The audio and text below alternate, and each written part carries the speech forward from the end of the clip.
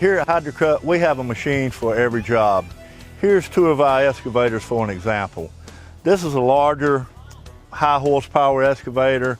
It's built off a Forestry machine that has a solider cab, so if you have a tree fall on it, protects the operator.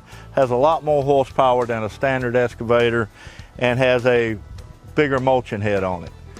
Here we have a slightly smaller excavator, custom made with high undercarriage, wide tracks. This is a lighter machine, 170 horsepower, little smaller head to do more agile work, but go in a lot wetter area.